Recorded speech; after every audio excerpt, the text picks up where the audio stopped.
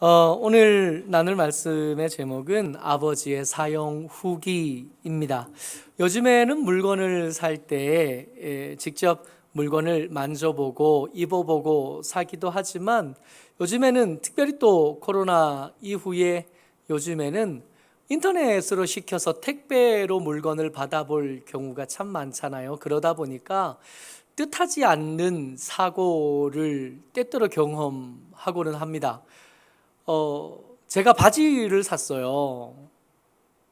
바지를 샀는데 이게 딱 보니까 모델이 멋있었나 봐요. 저한테 딱 맞을 것 같은 옷이었어요. 사서 큰 맘 먹고 사서 배달을 시켰는데 예, 사모가 입어요. 저한테 안 맞는 거예요. 볼 때는 딱 맞는 것 같고 사이즈도 맞게 시켰는데 물건이 와서 보니까 그림에서 보는 거랑 사진에서 보는 거랑 느낌이 너무 다른 거예요. 그리고 가끔씩 사모가 그래요. 옷 안 사냐고. 옷 사면 자기가 입을 가능성이 많아진다고. 근데 저만 그런 줄 알았더니 그런 거 아니더라고요. 인터넷에 뒤져봤더니 물건을 살 때 그림에서 사진에서 본 거랑 실제와는 너무 다른 그런 일들이 많았었나 봐요. 이 바지를 어떤 여자분이 샀나 봅니다. 샤랄라 하고 예쁘다 그래 사서 배달이 와서 바지를 입어봤더니 이렇게 된 거죠. 스웨터 이게 니트를 하나 샀는데 목이 안 들어가요. 억지로 집어넣었더니 이렇게 된 겁니다. 사용 후기를 잘 읽어보고 샀어야 되는데 이 사이즈가 어떤지 이게 실제로 샀을 때 만났을 때 만져봤을 때 어떤 느낌이 나는지 그래서 쇼핑을 하기 전에 그 밑에 귀찮지만 사용 후기 이걸 미리 산 사람들이 이걸 산 뒤에 써본 뒤에 어땠더라 하고 써놓은 것들을 자세히 읽어봐야 이런 사고를 미연에 막을 수 있는 거죠. 그러고 보니까 바지 살 때 모델이 입은 것만 보고 산 거예요. 근데 이런 저 같은 실수들이 꽤 많은 것 같은 거죠. 오늘 우리가 읽은 잠언 4장의 말씀에 아버지가 등장하는데 이 아버지가 아들들에게 그 자녀들에게 얘들아 지혜가 너희 인생의 승패를 좌우하는 가늠자가 된다. 그러니까 지혜가 꼭 필요해. 근데 이 말을 어떻게 하냐면 자기가 경험해 보고 자녀들에게 이게 추천하고 할 수만 있으면 이걸 꼭 좀 받아 가졌으면 하는 간절한 마음을 가지고 충고하고 있는 겁니다. 3절 말씀 같이 읽어보죠. 시작. 나도 내 아버지에게 아들이었으며 내 어머니 보기에 유약한 외아들이었노라. 아들이 볼 때 아버지 어땠는지 모르겠고 이 잠언을 우리는 솔로몬의 글로 알고 읽으니까 솔로몬 그러면 세상에서 가장 지혜로웠던 사람, 하나님께서 주신 가장 큰 복을 많이 받았던 사람으로 기억을 하지만 이 아버지가 된 솔로몬은 스스로 자기를 생각할 때 아들이었던 겁니다. 또 다른 큰 사람 밑에 있었던 작은 사람. 그러고 보니까 솔로몬의 아버지가 다윗이잖아요. 역사상 가장 위대했던 왕, 가장 용맹스러웠던 왕이 다윗이고 그 밑에 여러 아들들 중에 하나예요. 특별히 다윗에게는 훌륭한 아들 많았죠. 키 큰 아들이 있었고 머리 긴 아들이 있었고 더 힘센 아들 있었거든요. 그 아들들 중에 배경 별로 없고 나이 차이도 많이 나서 어린 이 솔로몬이 왕이 되는 일은 그저 되는 일이 아니었던 겁니다.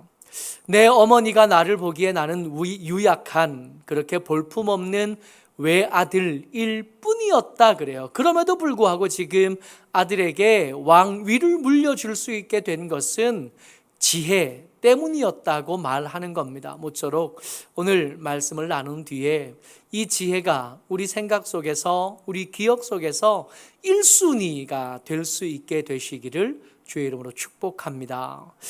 이 아버지의 마음이 얼마나 간절하냐 하면 이 지혜로 말미암아 그저 좀 더 잘 되는 삶, 좀 더 형통하고 좀 더 부자가 되는 삶 정도로 가늠이 되는 게 아니라는 걸 살아보면서 아는 거예요.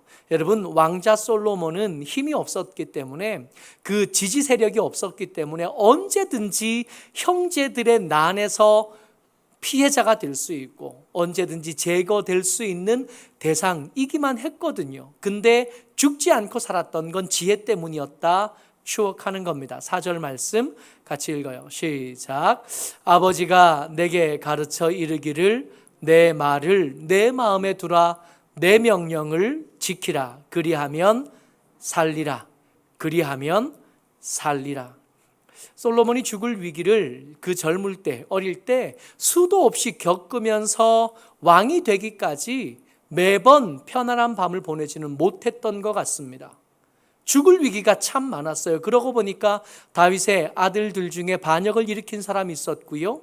다윗의 자녀들 중에 서로 죽고 죽이는 일들이 계속 반복되었던 것을 우리가 기억한다면 솔로몬의 이 위기는 그저 그냥 생각 속에서만 있었던 게 아니라 실제로 형제들이 죽어가는 걸 보면서 남았어야만 했던 인생이었거든요.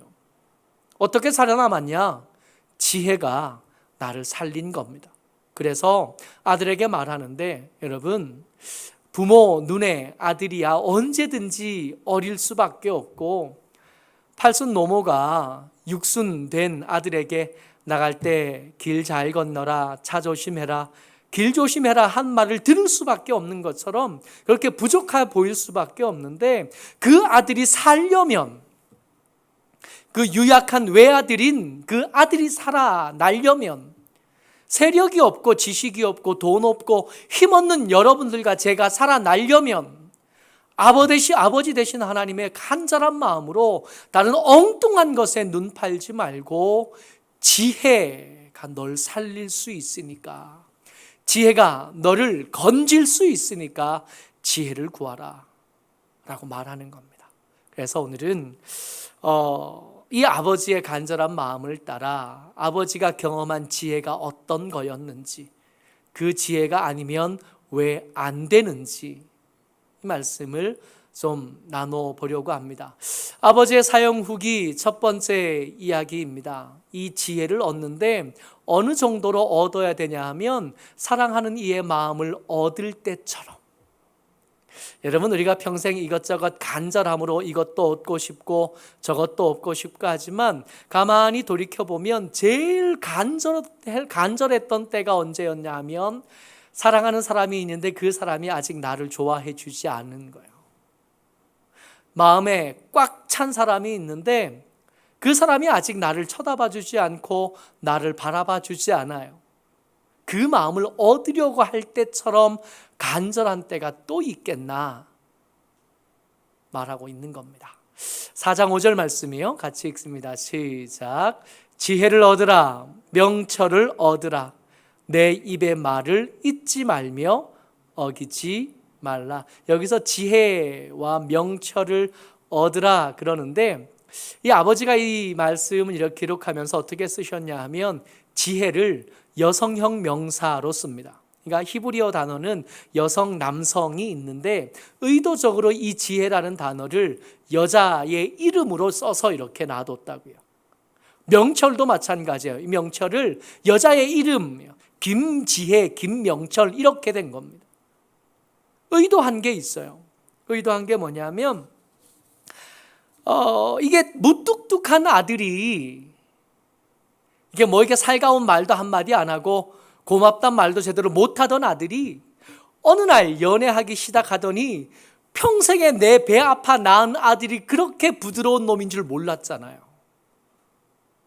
평생에 그 새끼 키우면서 이렇게 애쓰고 수고하면서 한 번도 고맙다 소리 못 들었는데 이 녀석이 그렇게 고맙다 소리를 잘하고 이 녀석이 그렇게 사랑한다 소리를 잘할지 세상에 몰랐잖아요.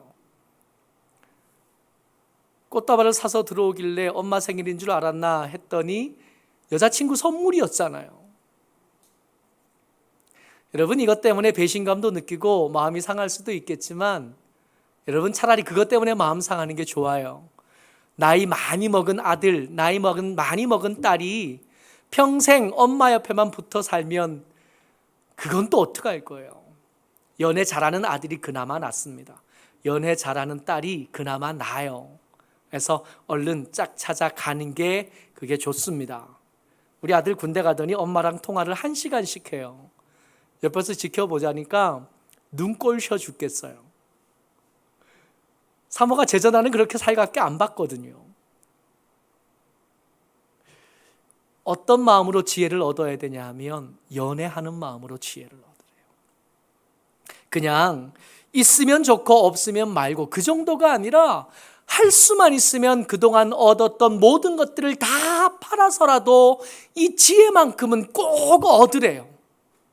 7절 말씀입니다. 같이 읽어요. 시작. 지혜가 제일이니 지혜를 얻으라. 내가 얻은 모든 것을 가지고 명철을 얻을지니라. 여자 이름이라 그랬잖아요. 지혜와 명철이. 어떻게든 그것만 얻으면 된대요. 아버지가 한 평생 살아보고 나니까 이 지혜를 얻고 났더니 이 지혜가 주는 유익이 한두 가지가 아닌 거예요. 아버지가 살아보니까 이 지혜가 주는 유익이 있는데 6절에서는 그 지혜가 아들을 보호해주고 이 지혜가 딸을 지켜준다는 걸 알겠는 거예요. 이 지혜만 얻으면 8절에 보니까 영화롭게 해준대요. 그 지혜를 얻은 사람을 영화롭게 하는 거예요. 여러분 한번 생각해 보자고요. 우리가 돈 많은 사람을 부러워하긴 하지만 이게 세상 정 다 끊어버리고 돈만 번 사람을 존경하지는 않잖아요. 그가 비록 돈은 얻었을 수 있어도 영화를 얻지 못했을 때 그런 일이 벌어지거든요. 앞에서는 욕 못하지만 피해를 당할까 봐 뒤에서는 저 천박한 것 하잖아요. 돈만 하는 부자들한테 우리 그렇게 말하거든요. 근데 돈은 사람을 천박하게 만들 수 있지만 지혜는 사람을 영화롭게 만듭니다. 존경받게 만들고 사랑받게 만들고 더 좋은 사람으로 여겨지게 만든다는 거예요. 뿐만 아니에요. 마지막에 이기는 사람은 지혜를 가진 사람이에요. 9절 말씀에 보면 영화로운 면류관을 얻게 해준다 그래요. 여러분 면류관은 승리한 사람이 쓰는 모자이잖아요. 승리한 사람이 그 승리의 영광을 드러낼 때 쓰는 것이 면류관이거든요. 여러분 지혜를 얻으면 보호함을 얻고 지켜주심을 얻어요. 지혜를 얻으면 영화롭게 되고 지혜를 얻으면 승리자가 쓰는 면류관도 써요. 이러니 살아보니까 이것을 다 얻지는 못했으나 어떨 때는 얻기도 했었고 어떨 때는 못 얻기도 했지만 살아보니까 알겠는 거예요. 지혜가 최고예요. 빨리 부자 되는 것보다 빨리 지혜를 얻는 게 훨씬 더 좋은. 그러니까 아버지의 마음이 이제 늙은 아비의 마음이 이제 젊어 세상으로 나가는 아들의 등, 딸의 등을 보면서 간절해지는 겁니다. 지혜가 소중한 줄 알아야 되는데 자기도 그랬지만 내 아들들, 우리 젊은이들을 보니까 그 지혜가 당장 귀해 보이지 않는다는 거예요. 이 지혜를 강조할 수밖에 없는 것이 여러분 지혜가 아닐 때 만약에 지혜를 가장 귀한 것으로 여기지 않을 때 그 빈자리를 지혜 비슷한 다른 것이 차지하면 그래도 괜찮겠는데 그러지 않는다는 걸 알겠는 겁니다. 말씀 같이 보죠. 14절 말씀이요. 시작. 사악한 자의 길에 들어가지 말며 악인의 길로 다니지 말지어다. 한 절 더요. 그의 길을 피하고 지나가지 말며 돌이켜 떠나갈지어다. 여러분 우리가 마음속에 지혜를 가져다 놓겠다 하지 않았을 때 지난번 우리 잠언 말씀 나누면서 마음 농사 이야기 했잖아요. 그 마음 농사 이야기할 때 핵심이 뭐였냐 하면 우리 마음은 이미 정상은 아니기 때문에 마음에 그냥 두면 뭐가 먼저 자란다고요? 탐욕이 자란다고요. 욕심이 가득 자라요. 우리 마음은 뿌린 것을 나는 게 아니라 그냥 두면 우리가 애써 뿌린 씨앗보다 탐욕이 훨씬 더 빨리 자라고 훨씬 더 크게 자란다 그랬습니다. 그래서 부지런하게 마음 농사 짓지 않으면 의도하지 않았던 탐욕으로 가득 찬 이그러진 인생을 살 수밖에 없다 했었거든요. 지혜가 선택되지 않는 마음은 빈 공간으로 그냥 남아있으면 좋겠는데 우리 마음은 그렇게 괜찮은 땅이 아니라서 지혜가 그 속에 있지 않을 때, 지혜가 그 속에 자리 잡지 않았을 때 그 마음은 사악한 자의 길로 접어들 수밖에 없고 악인의 길로 따라갈 수밖에 없어요. 그래서 하나님 말씀이 이렇게 말씀하시는 겁니다. 아버지가 간절한 마음으로 혹시 길을 잘못 들어서 악한 자의 길, 사악한 자의 길로 갔다가도 그 앞에까지 다 갔다가도 혹시 문득 정신 차려 보니까 사악한 자의 길이고 악한 자의 길이면 돌아서라 그래요. 여러분, 가던 길을 중간에 돌아선다는 건 손해를 감수한다는 뜻이거든요. 시간도 빼앗겼지요. 길을 그냥 가요? 에너지를 써야 가잖아요. 자원을 공급해야 그 길을 거기까지 가는 거잖아요. 여러분, 거기서 돌아선다는 건 실패했다는 뜻이 되는 겁니다. 거기서 돌아선다는 것은 가난해진다는 거예요. 그럼에도 불구하고 그가 아까워하지 말아라, 돌아서라 그래요. 왜냐하면 한 번 거기 발을 들였을 때 돌아올 방법이 없기 때문에 그렇습니다. 설교하다 보면 자주 이 짐승, 이 곤충 얘기를 하게 되는데 명주잠자리예요. 참 예쁘고 잘생긴 곤충인데 이것이 유충일 때는 이렇게 생겼습니다. 제가 이번에 설교 준비하다가 이 개미 유충을 다큐멘터리에서 찍어놓고 설명해 준 걸 찾았어요. 영상 한번 한 1분밖에 안 되니까 잠깐 같이 보죠. 개미 사냥에 최적화된 능력인 개미지옥이라 불리는 함정 설치 능력 덕분이랍니다. 이 녀석들은 개미들이 자주 다니는 길목에 자리를 잡은 뒤 엉덩이로 요렇게 땅을 파고 들어가 깊은 함정을 설치하는데요. 수많은 개미들이 죽은 탓에 개미지옥이라 불리는 이 함정은 한 번이라도 빠지는 순간 절대로 빠져나갈 수 없는 구조로 되어 있다고 합니다. 깔때기 모양으로 비스듬하게 파인 모래는 함정에 빠진 먹잇감들을 개미 귀신이 버티고 있는 중심부로 데려가는데요. 연구 결과 개미지옥은 개미 정도의 무게를 가진 먹잇감에게 특히나 효과적으로 발동하는 것이 밝혀졌는데 놀랍게도 개미보다 너무 무겁거나 가벼우면 잘 미끄러지지 않게 설계되어 있는 개미 특화 함정이라고 합니다. 또한 설상가상 빠져나가려 발버둥 치는 개미를 감지하고는 지속적으로 모래를 뿌려대기 때문에 조금 올라가는가 싶다가도 다시 개미지옥 속으로 빨려 들어가고 마는데요. 이렇게 개미지옥 속으로 빨려 들어간 개미들은 중앙에서 떡하니 기다리던 개미 귀신에게 붙잡혀 체액을 모조리 빨아먹힌 채 껍데기는 쓸쓸히 버려진다고 합니다. 즉, 인간에 비유하자면 먹을 것을 사러 편의점에 가다가 갑자기 영문도 모른 채 땅속으로 빨려 들어가 극한의 공포 속에서 절망과 희망을 넘나들다 결국은 죽게 되는 것인데요. 이렇다 보니 개미 귀신은 개미들에게 있어 말 그대로 귀신 같은 존재라고 하네요. 악한 자의 길, 사악한 자의 길의 특징이 뭐냐 하면 한 번 맛보고 나면 그 한 번만으로도 충분히 중독된다는 거예요. 지혜를 얻는 것은 쉽지 않거든요. 이거 찾아가야지요. 받아와야지요. 내 마음속에 잘 어울리지 않아서 그것을 정착시키는데 무진 애를 써야 되는데 이 악한 자의 길, 사악한 자의 길은 우리 입맛에 딱 맞아요. 여러분, 몸에 좋은 음식이 맛이 잘 없잖아요. 저희 형이 늦게 장가를 갔는데 늦게 장가간 저희 형이 이게 형수가 해주는 음식을 이렇게 먹다가 형수가 이제 결혼하고 얼마 안 돼서 몸에 좋은 걸로 조미료 안 쓰고 천연 양념으로 밥을 이렇게 차려줬대요. 얼마 정성이 많이 가요. 근데 한참 먹다가 형이 그랬대요. 나 몸에 안 좋아도 되니까 맛있는 거 해달라고. 맛이 없는 거예요. 이게 입에 쓴 약이 몸에 좋다는 말이 그냥 있는 건 아닌 것 같습니다. 여러분, 지혜롭게 사는 것, 하나님 말씀, 이 아비가 말하는 지혜로 사는 것은 우리 입에 잘 맞지 않아요. 그래서 악한 자의 길을 맛보고 나면, 그 쉽고 빠르게 가는 길을 맛보고 나면 다시 지혜의 길로 돌아오는 것이 그저 쉽지가 않습니다. 아주 강력한 중독성이 있어서 이 개미 지옥에 빠진 개미처럼 쉽게 못 빠져나오는 거예요. 16절 말씀 같이 읽습니다. 시작. 그들은 악을 행하지 못하면 자지 못하며 사람을 넘어뜨리지 못하면 잠이 오지 아니하며. 여러분, 배고파도 잠은 자요. 그렇지 않아요? 아무리 추워도 잠은 잡니다. 그러니까 잠은 우리가 가지고 있는 어떤 욕망보다 더 커요. 이 수면에 대한 욕구는 무엇으로도 못 막습니다. 근데 이 악인들의 행태에 대한 잠언의 말씀, 아비의 말씀을 주의하여 잘 보세요. 악인을 넘어뜨리지 못하면, 사람을 넘어뜨리지 못하면, 악을 행하지 못하면 잠을 못 잔대요. 그러니까 이 수면욕보다 악한 길을 가고자 하는 욕구, 사악한 자의 길을 가고자 하는 욕구가 훨씬 더 큰 거예요. 거기서 우리 힘으로 벗어나겠다고요?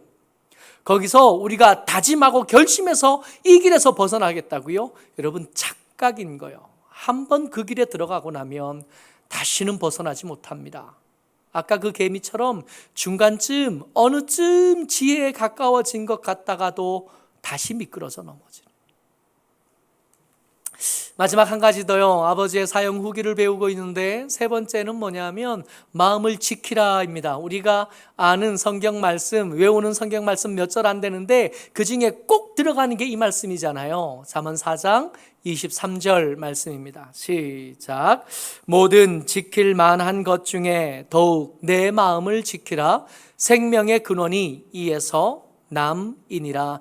모든 지킬 만한 것 중에 마음을 지키는 게 제일 중요한데 구체적으로 어떻게 해야 마음을 지킬 수 있겠는가 하는 겁니다. 이 아버지가 마음, 거기다가 겨우 갖다 놓은 지혜, 그 지혜가 빼앗기지 않도록 지켜내고 농사를 잘 지어야 되는데 어떻게 하면 우리 마음속에 있는 이 지혜를 지켜낼 건가? 사악한 자의 길에 빠지지 않겠나? 어떻게 해야 되나? 구체적인 행동 지침을 말씀해 주시는데 그 첫 번째가 뭐냐 하면 눈과 귀를 통제하라예요. 20절, 21절 같이 읽습니다. 시작. 내 아들아, 내 말에 주의하며 내가 말하는 것에 내 귀를 기울이라. 그것을 내 눈에서 떠나게 하지 말며 내 마음속에 지키라. 눈과 귀예요. 여러분, 눈과 귀 이 두 개가 하는 역할이 뭐냐 하면 마음속에 뭔가를 집어넣는 통로가 이 눈과 귀입니다. 그러니까 눈으로 본 게 마음에 저장되는 거고 귀로 들은 게 마음에 저장이 돼요. 그러니까 아무거나 보고 아무거나 듣다 보면 그 마음은 아무거나로 가득 차게 될 겁니다. 신경 써서 거르지 못하고 신경 써서 통제하지 않으면 쓰레기장처럼 될 거예요. 어쩌다가 좋은 것도 들어오겠지만 쉽게 썩는 것, 쉽게 상하는 것, 아니 애초에 상한 것들이 그 가운데 있다면 다 같이 썩을 수밖에 없는. 여러분, 이제 과일 이렇게 상자를 열면 특히 귤 상자가 그런 것 같아요. 귤 한 개만 상해 있으면 얼마 지나지 않아서 그 주변까지 다 상하게 되는 것들을 보잖아요. 아무거나 보고 아무거나 듣다가 이게 그 눈과 귀를 통해서 마음속에 집어넣은 것들 중에 한 가지 혹은 몇 가지만 썩어 있어도 그 주변에 있는 지혜는 썩게 됩니다. 부지런히 관리하고 치우지 않으면 잘 못 되어지고 이 마음은 지키지 못한 마음이 될 수밖에 없는 거예요. 또 하나, 입술과 입입니다. 입과 입술이에요. 만약에 집어넣는 걸 잘 못했으면, 그랬으면 입이라도 닫고 살아야 돼요. 24절 말씀이요. 시작. 구부러진 말을 내 입에서 버리며 삐뚤어진 말을 내 입술에서 멀리하라. 아멘. 여러분, 마음속에 갖다 놓은 것들이요, 그게 썩은 것이든 혹은 지혜이든 이것이 몸 밖으로 나가는 통로가 입술과 입이에요. 말을 통해서 밖으로 나가요. 근데 실패했잖아요. 마음을 지키는 것에 실패해서 이걸 썩고 있어요. 이 썩고 있는 것이 말이 많아지면 많아질수록 계속 흘러나오고 냄새가 나기 시작하는 거예요.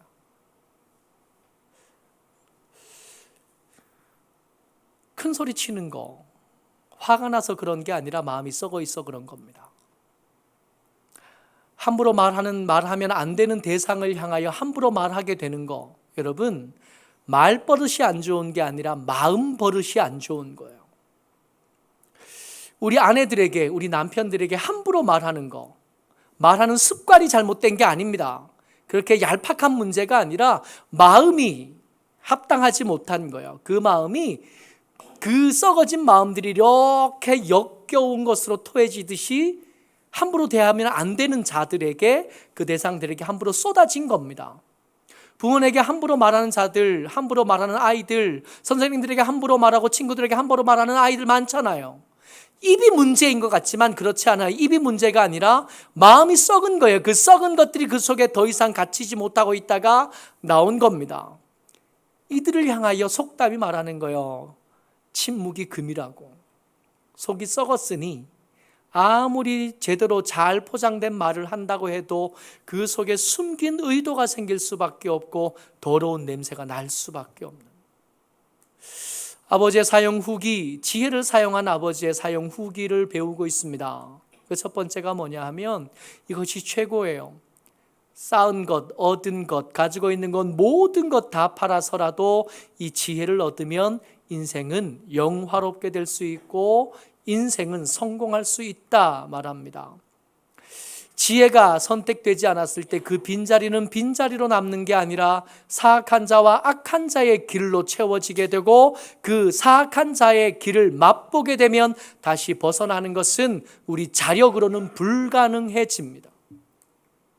마음을 지켜야 되는데 이 마음을 지키는 일은 아무거나 듣고 아무거나 보지 않는 것으로부터 시작하고, 마음을 지키는 일은 함부로 말하지 않는 것으로 표시나게 되는 거예요.